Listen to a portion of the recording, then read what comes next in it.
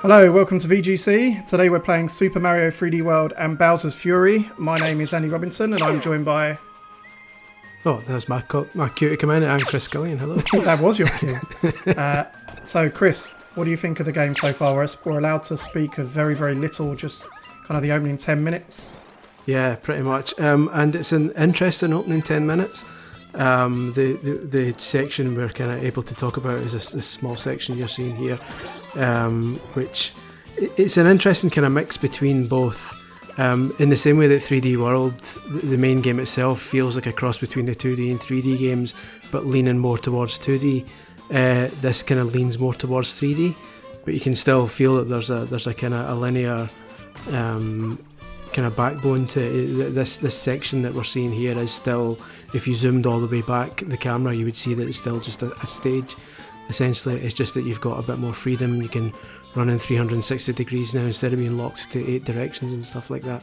So it's described as a short standalone adventure. Yeah. So Mario visits Lake Lapcat is the name of the world, in which Bowser's gone berserk. Anyone who's seen the trailer would have noticed. And he's kind of like a big giant kaiju now. And players team up with Bowser Jr., who can be controlled by a second player in co-op, or he can kind of be ordered about, as you can see in my gameplay here. So you can kind of, as I've got in Joy-Con mode, you can press the R button and kind of send him to these little question marks and give you power-ups and stuff. He's actually quite cool, his little power-up management system. Yeah, I really wasn't expecting that. That's the kind of probably my favourite thing about what I've played of it so far. The fact that obviously in Mario games up until now, when you can only really have one power-up and have another one in reserve, and in situations, especially in the main game, where you might need the cat power-up to get up a certain wall to find a hidden collectible.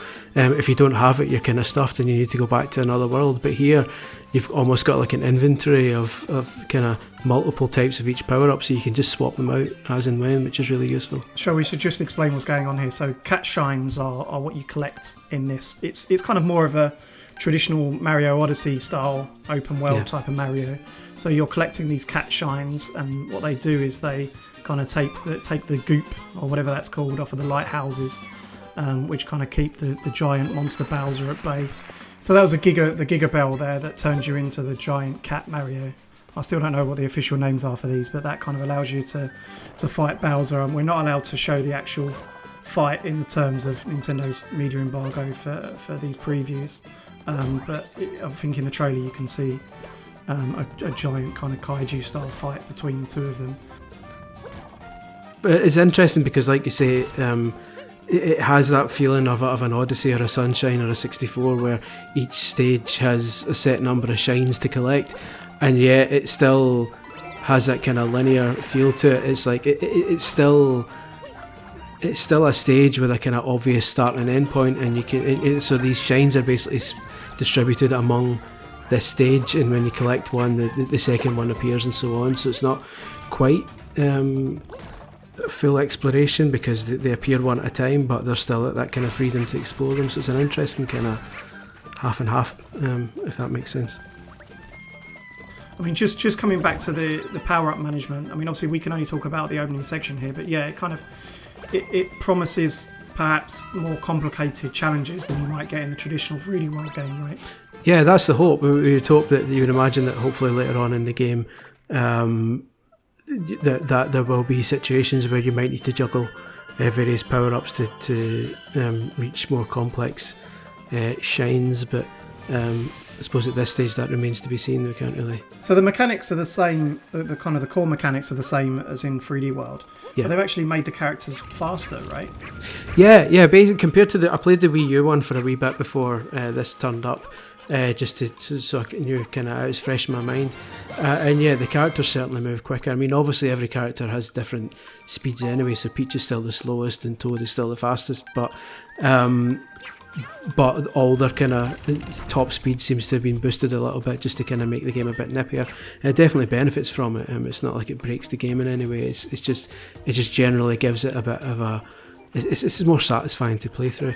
and it's especially helpful when in the main 3D world there's obviously times where you have to go back and backtrack through old levels to pick up green stars or stamps that you might have missed, and it kind of that's when you kind of appreciate the added speed boost, because you can kind of fire through stages quite quickly if you know what you're doing. There's a bit of that in here as well, isn't there? There's the kind of I don't even know. Again, I'm so unprofessional. I don't know what the actual name is for the kind of the mini cat shines. The little tokens. Yeah, the shard things. There seems to be 5 of those in each of these kind of little islands here. Yeah. And if you find all of those similar to the green stars, you'll kind of get a final cat shrine. Yeah, exactly. It's similar, I suppose, in a sense to the red coins in Mario 64, which kind of counts as one of the stars in that stage. So it's not the green stars. It's cool. I'm at this point I'm curious about it because I've not played much beyond the section that we're not allowed to. The section we're allowed to talk about, so I've not seen much more than that.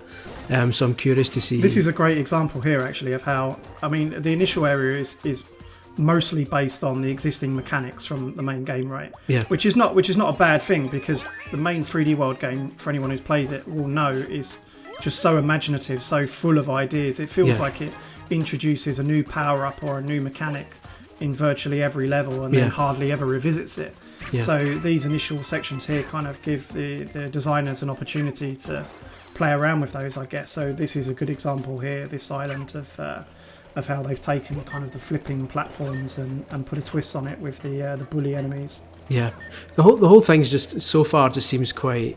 It's an interesting addition. I mean, it almost feels like it would be interesting to see a full-sized game like this, because obviously I don't think anyone even at this stage is realistically expecting this to be like a 40-hour epic.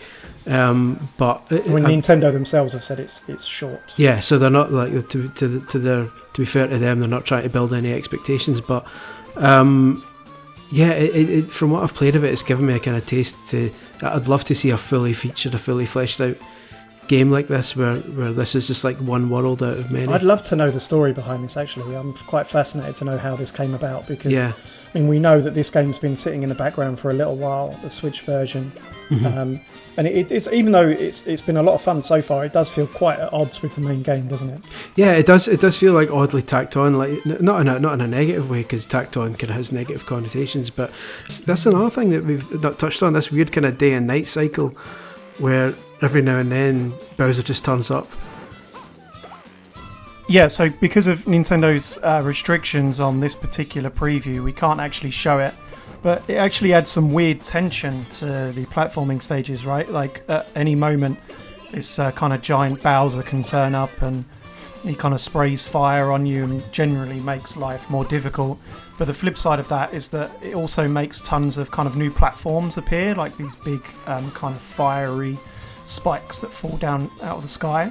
And that in turn allows you to kind of access new areas. And there's also kind of puzzles you can only solve at night time. But unfortunately, we can't show that at this stage. I also like that from what I've seen, like some of the enemies are cats now and they weren't before. Like I'm pretty sure there wasn't a cat piranha plant in the main game, and you can see. Yeah, there's cat. Are they called bloopers? The fish? No, bloopers are the jellyfish. Cheeps. That's it. Yeah, that's it. I should have known that. Shame.